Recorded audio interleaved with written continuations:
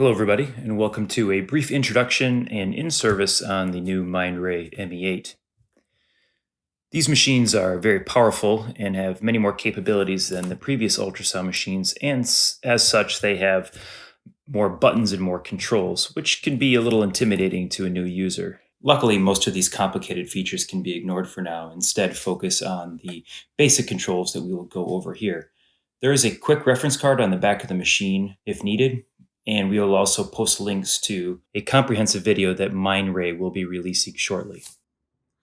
First, we'll go over the outside of the machine. Starting at the back of the machine, you'll see the cord. This particular machine has a cord retractor, which is very helpful to keep the cord off the ground, so you can use that. Do keep it plugged in, though, whenever it is not in use.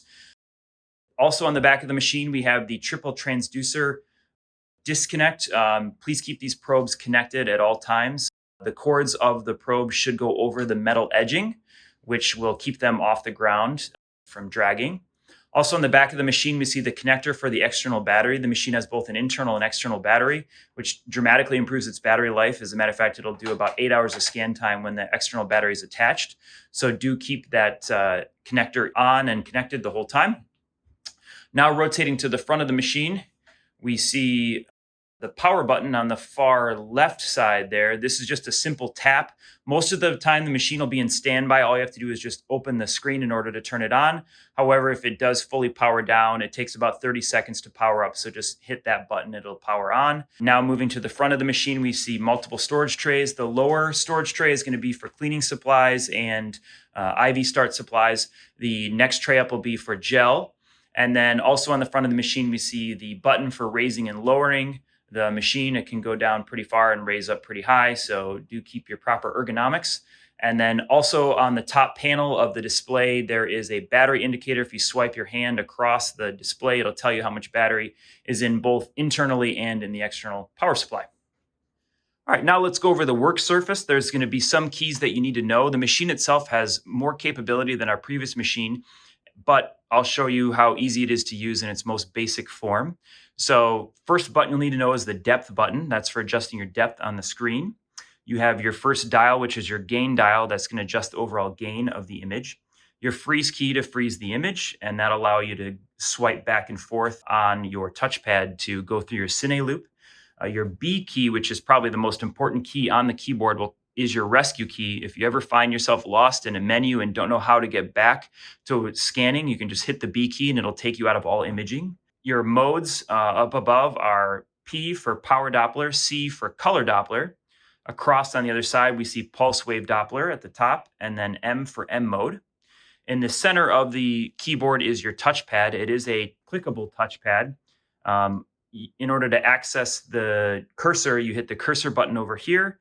Back to the touchpad, the buttons on either side of the touchpad also act as selection buttons. You have your caliper. If you want to freeze your image and then hit the caliper key, it'll allow you to take a measurement.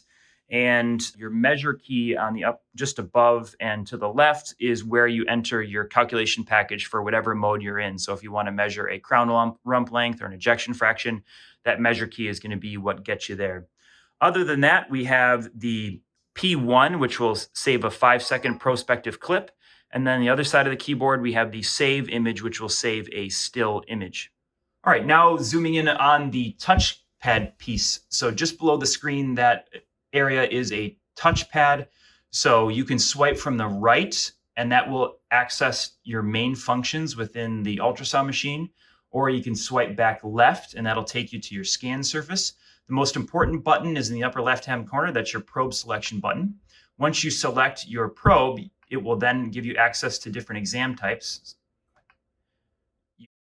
The other basic functions you may want to know on the touch screen are your eye zoom. If you look at the screen, as you hit eye zoom, it will increase the surface area available to your scan image, so you can expand your scan image if you prefer to scan that way. And then also your image quality in the lower left-hand side, you can go from resolution to penetration and back to general. So if you are doing a deeper study or a more superficial study, you can choose the appropriate exam type. In the upper right-hand corner, you have your end exam key. And then if you swipe back over to get to your patient function info, you can enter patient information.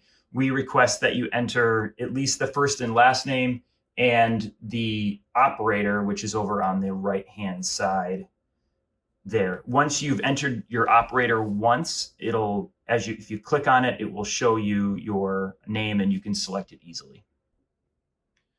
As an example, we'll scan Dr. Akadari's radial artery.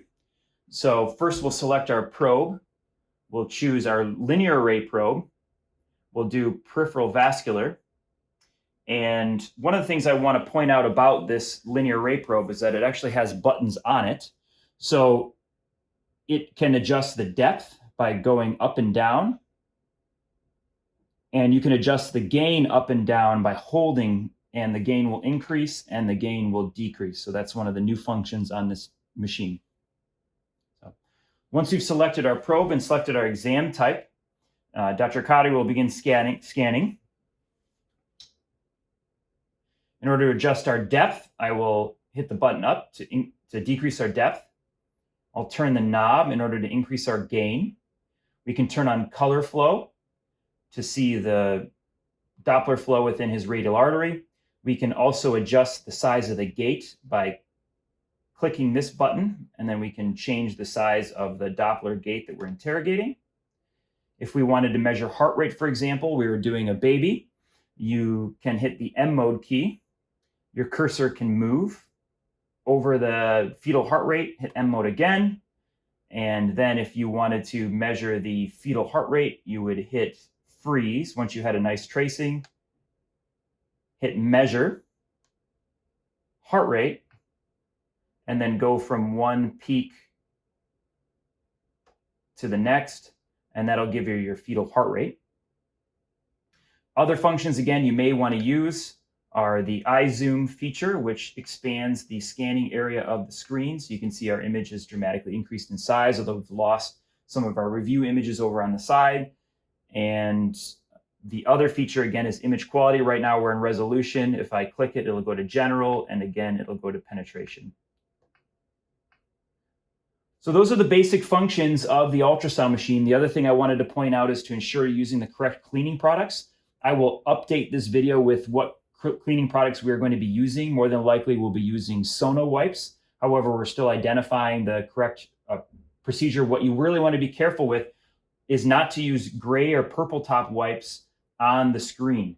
So you can use gray and purple top wipes on the probes and on the buttons, but on the touch screen and on the screen, you have to be very cautious for what cleaning supplies you're using. So for now, soap and water are acceptable, or straight isopropyl alcohol are okay for all of the surfaces, but we will update once we get the correct cleaning supplies for the entire machine, which will likely be Sono wipes. Thank you so much for your time, and enjoy the new machine.